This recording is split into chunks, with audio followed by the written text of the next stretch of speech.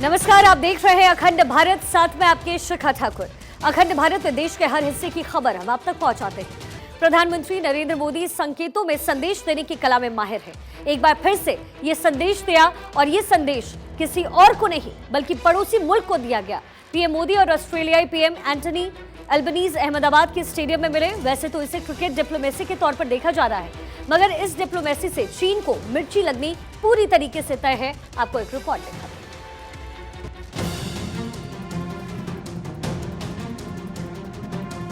Bharat Australia के 75 साल, रिश्ता बेमिसाल। खूब जमा रंग, स्टेडियम में मिले पीएम मोदी एंथनी। अहमदाबाद में मुलाकात, संकेत के जरिए चीन को संदेश। गुजरात के अहमदाबाद में स्थित नरेंद्र मोदी स्टेडियम में आज ऐतिहासिक रिकॉर्ड बना। इस विशाल स्टेडियम में सबसे ज्यादा क्रिकेट प्रशंसकों के मैच देखने का रिकॉर्ड बना। साथ ही मैदान में दिखी क्रिकेट डिप्लोमेसी। प्रधानमंत्री नरेंद्र मोदी और ऑस्ट्रेलिया के पीएम एंथनी अल्बनीज ने एक साथ बैठकर क्रिकेट मैच देखा।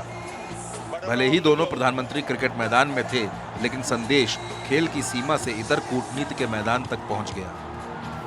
क्रिकेट मैच के जरिए चीन को संदेश देने की कोशिश की गई।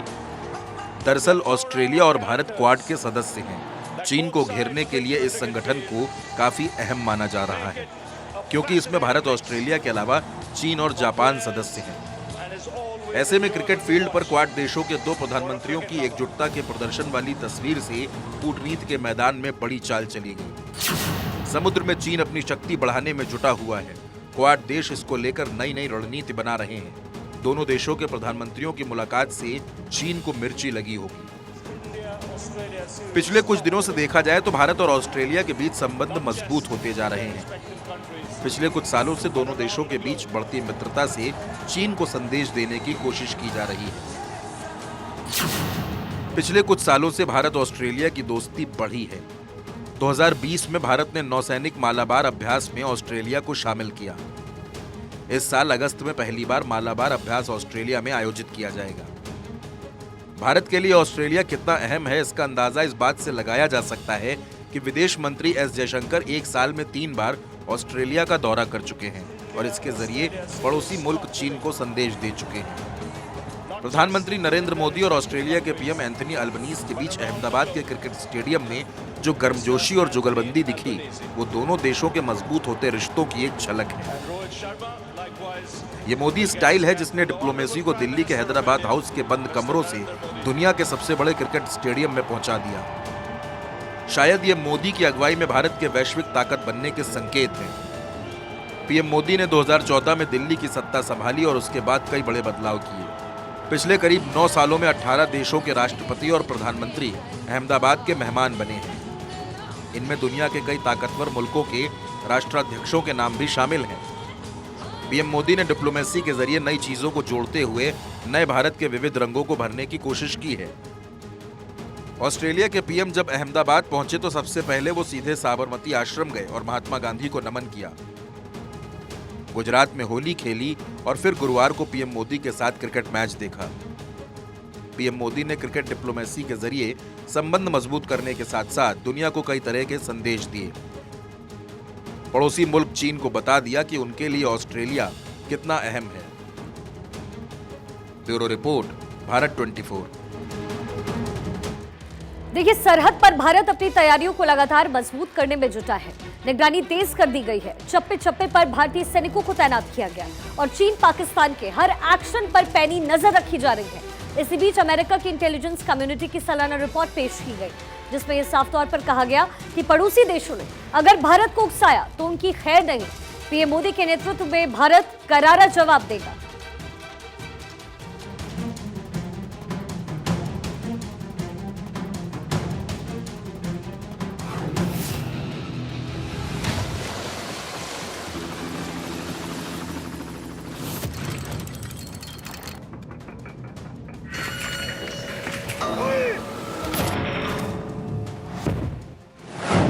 चीन और पाकिस्तान हो जाओ सावधान। हिमाकत की तो मिलेगा करारा जवाब। अमेरिकी रिपोर्ट में बड़ा खुलासा।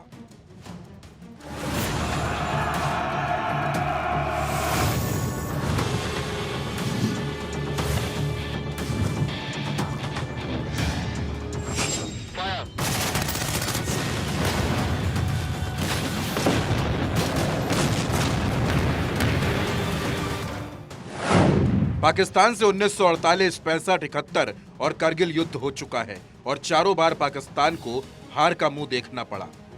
चीन से डोकलाम, गलवान और तवांग में झड़प हो चुकी है।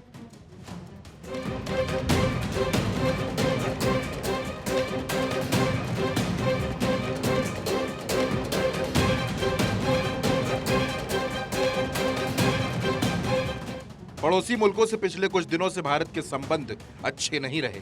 चीन और पाकिस्तान आए दिन खुराफात करते रहते हैं। चालबाज चीन एलएसी पर और पाकिस्तान एलओसी पर कब नापाक चाल चल दे, इसके लिए चौकन्ना रहना बेहद जरूरी है।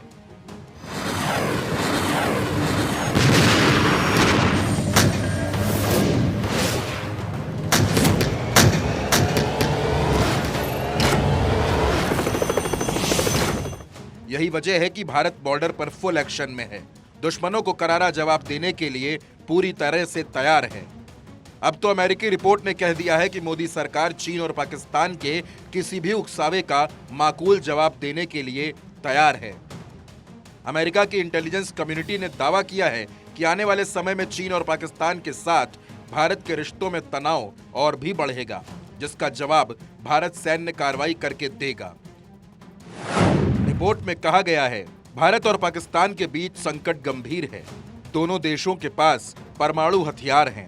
पाकिस्तान लगातार आतंकवादी ग्रुपों का समर्थन करते आया है। गलवान के बाद भारत और चीन संबंध भी तनावपूर्ण हैं। पीएम मोदी के नेतृत्व में सैन्य जवाब देने की संभावना पहले से ज्यादा है।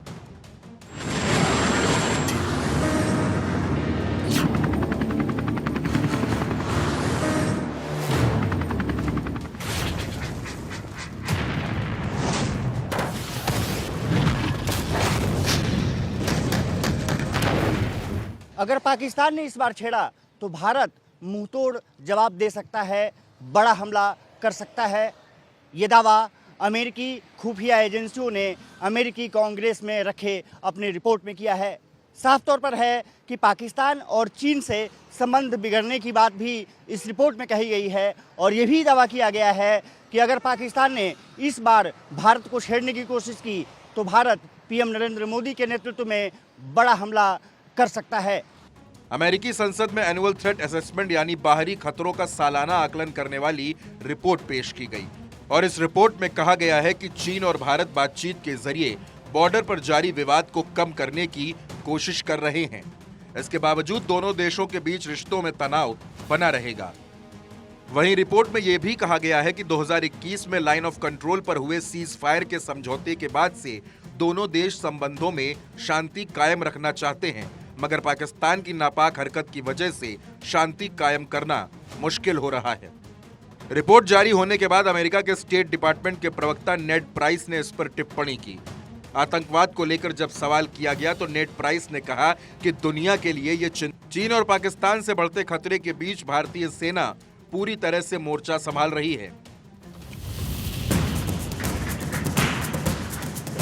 अमेरिकन इंटेलिजेंस की ये जो सालाना एक असेसमेंट रिपोर्ट है, इसकी असेसमेंट एक्चुअली सही है भारत के बारे में कि अगर पाकिस्तान ने कोई प्रोवोकेशन करी कश्मीर में, बॉर्डर में या भारत के अंदर कोई बड़ा आतंकी हमला हुआ जिसकी रूट्स पाकिस्तान में ट्रेस हो गई, तो भारत की सरकार जो कि फिलहाल मोदी जी की सरकार है, ये एक करारा जवाब देगी। यूएस इंटेलिजेंस की जो रिपोर्ट है वो बिल्कुल सटीक है और इसमें कोई दो राय नहीं है कि भारत माननीय मोदी जी की नेतृत्व में अब किसी भी ऐसे मिसएडवेंचर को माकूल जवाब देगा जो देश हित में नहीं है। और ये बात उन्होंने अपने कई स्पीचेस में और कई इंस्ट्रक्शंस में साफ, वाज़ेह और जाहिर कर दी है कि भारतीय सेना स्ट्राइक बैक करेगी अगर पाकिस्तान कोई ऐसी हिमाकत करता है।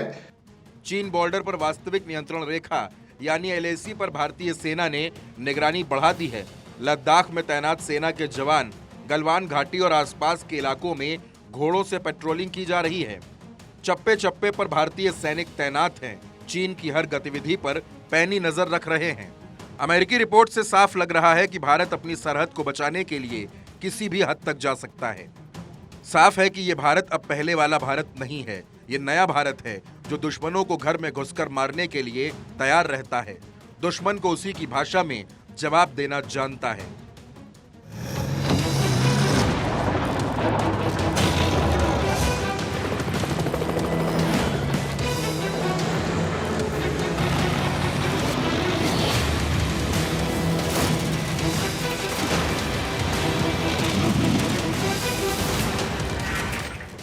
Bureau report, Bharat 24। देखिए, दुनिया भर में भारतीयों का इस वक्त डंका बज रहा है। अब अमेरिकी विदेश विभाग के प्रवक्ता के रूप में भारतीय अमेरिकी वेदांत पटेल का नाम सामने आ रहा है। वेदांत पटेल वर्तमान में उप प्रवक्ता के रूप में काम कर रहे हैं और अंतरिम प्रवक्ता का पद संभालने की जिम्मेदारी उन्हें दी गई है। दरअसल अमेरिकी विदेश विभाग के प्रवक्ता नेड प्राइस ने अपना पद छोड़ दिया है, जिसके बाद वेदांत को नई जिम्मेदारी दी गई है। और चलिए अब आपको वेदांत पटेल के बारे में जानकारी देते हैं। दरअसल वेदांत पटेल की उम्र 33 साल है। उनका जन्म गुजरात में हुआ। कैलिफोर्निया विश्वविद्यालय रिवरसाइड से स्नातक किया। जो बाइडेन के लिए सहायक प्रेस सचिव और प्रवक्ता के रूप में उन्होंने काम किया। राष्ट्रपति उद्घाटन समिति के प्रवक्ता भी रह चुके हैं। यूएस में संचार निदेशक के रूप में काम कर चुके हैं। और चलिए अब आगे बढ़ते, इस वक्त एक बड़ी खबर मिल रही है। हरियाणा में ई टेंडरिंग विवाद का आज हो सकता है समाधान। चंडीगढ़ में मुख्यमंत्री आवास पहुंचे हैं सरपंच। कुछ देर बाद सीएम मनोहर लाल खट्टर सरपंचों के साथ वार्ता करेंगे। हरियाणा में ई टेंडरिंग विवाद लगातार तूल पकड़ता जा रहा था और हो सकता है संभवतः इसका आज समाधान निकल जाए। चंडीगढ़ में मुख्यमंत्री आवास पहुंचे हैं सरपंच। कुछ ही देर बाद सीएम मनोहर लाल खट्टर से सरपंचों की मुलाकात होगी, जहां उनकी बातचीत होनी है ई टेंडरिंग को लेकर। हरियाणा से ये बड़ी जानकारी। हरियाणा में ई टेंडरिंग विवाद का आज अंत हो सकता है, इसका समाधान निकल सकता है। थानेश्वर शर्मा हमारे सहयोगी इस वक्त हमारे साथ जुड़ गए हैं। थानेश्वर, क्या कुछ और जानकारी है, क्योंकि आज समाधान निकल सकता है ये उम्मीद जताई जा रही है, क्योंकि ई टेंडरिंग लगातार विवादों में रहा, सरपंच इसके खिलाफ प्रदर्शन भी करते रहे। देखिए, सरपंच काफी समय से इसके खिलाफ प्रदर्शन कर रहे थे। 13 जनवरी से सरपंचों ने प्रदर्शन शुरू किया था। पंचकुला में प्रदर्शन कर रहे सरपंचों पर लाठीचार्ज भी हुआ था। तब मुख्यमंत्री ने कहा था कि आप 9 मार्च को आकर मुझसे मिलिए, तब हम इस बात पर बातचीत करेंगे। सरपंच तब चले गए थे। आज मुख्यमंत्री से मिलने के लिए आए हैं सरपंच। इससे पहले सरपंचों की डीजीपी के साथ मीटिंग हुई है। डीजीपी ने मध्यस्थता करते हुए सरपंचों के जो मांग पत्र था उस पर काफी विचार मंथन हुआ है। अभी जो मेरे सरपंच एसोसिएशन के अध्यक्ष जो रणवीर समैनिया है, उनसे बात हुई है, तो उन्होंने कहा है कि अभी तक डीजीपी के साथ जो बातचीत हुई है वो पॉजिटिव हुई है। अभी आगे आकर देखते हैं कि किस तरह का हल निकलता है। लेकिन साथ ही साथ जो सरपंच एसोसिएशन के और सदस्य थे, उन्होंने एक बात जरूर कही है कि जब तक सरकार ई टेंडरिंग वापस नहीं लेगी, हम इस पर अड़े रहेंगे। लेकिन अभी देखना ही है कि मुख्यमंत्री ई टेंडरिंग वापस लेते हैं या कुछ मध्यस्थता होती है, कुछ बीच का रास्ता निकाला जाता है। अभी मीटिंग शुरू हुए कुछ ही मिनट हुए हैं। अभी मीटिंग जैसे ही खत्म होगी तब पता लगेगा कि आगे का क्या फैसला होता है। ठीक है थानेश्वर, आप लगातार अपनी नजर बनाकर रखें। फिलहाल बहुत बहुत शुक्रिया आपका। और देखिए, हरियाणा में ई टेंडरिंग पर उठा विवाद आज सुलझ सकता है। ई टेंडरिंग का विरोध कर रही सरपंच एसोसिएशन के पदाधिकारियों के साथ मुख्यमंत्री मनोहर लाल खट्टर आज बैठक करने वाले हैं। सरपंच ऐलान कर चुके हैं कि अगर मुख्यमंत्री के साथ आज होने वाली मुलाकात के बाद भी परिणाम नहीं निकला तो 11 मार्च को सीएम आवास का घेराव किया जाएगा। इसके बाद गांव में सत्ताधारी नेताओं का प्रवेश पूरी तरीके से बंद कर दिया जाएगा। और अब इसी के साथ इस वक्त की एक बड़ी जानकारी आपको दे दें। उत्तर भारत में H3N2 वायरस के मामले लगातार सामने आ रहे हैं। आईसीएमआर की रिपोर्ट के मुताबिक कुछ महीनों में कोविड के मामले कम हुए, लेकिन वहीं H3N2 के मामले में बढ़ोतरी देखी गई। सर्विलेंस डेटा की बात की जाए तो 15 दिसंबर के बाद से H3N2 के मामलों में लगातार बढ़ोतरी देखी जा रही है। आईसीएमआर ने भी पुष्टि की कि सीवियर एक्यूट रेस्पिरेटरी इन्फेक्शन से पीड़ित लगभग आधे से ज्यादा लोगों में H3N2 वायरस मिला। ऐसे में कहा जा रहा है कि होली के बाद से वायरस के फैलने का खतरा और ज्यादा बढ़ सकता है। कोरोना महामारी के 2 साल बाद एक बार फिर फ्लू के मामले अचानक से बढ़ गए हैं। सभी राज्यों में फ्लू के केसेस सामने आ रहे हैं। इस फ्लू की लहर के पीछे सबसे बड़ा कारण लोगों का मास्क नहीं लगाना और इन्फ्लुएंजा वायरस माना जा रहा है। नवंबर 2022 से फ्लू के मामलों में तकरीबन 200% तक बढ़त देखी गई। अब ऐसे में वायरस से बचने के आपके पास कुछ उपाय हैं। बीमार शख्स के कांटेक्ट में आने से खुद को बचाएं। छींक या खांसी आने से मुंह ढकें। लगातार मास्क का इस्तेमाल करें, सैनिटाइजर का इस्तेमाल करें, आंखों और चेहरे को बार बार छूने से आप बचें। कुछ ऐसे उपाय हैं जिससे आप इस वायरस से बच सकते हैं। H3N2 फ्लू का खतरा मंडरा रहा है और ऐसे में खुद को हमेशा हाइड्रेट करने की कोशिश करें, लिक्विड खाते पीते रहें। बुखार, खांसी या सिर दर्द होने पर तुरंत आप डॉक्टर की परामर्श लें। इन्फ्लुएंजा वायरस से बचने के लिए फ्लू शॉट्स भी आप ले सकते हैं। बुखार, सर्दी, खांसी होने पर बिना सलाह एंटीबायोटिक्स का इस्तेमाल आप बिल्कुल ना करें। मास्क का इस्तेमाल लगातार आप करें, क्योंकि कोरोना के दिनों में मास्क का इस्तेमाल आपने किया, लेकिन एक बार फिर से मास्क का इस्तेमाल आपके लिए जरूरी है।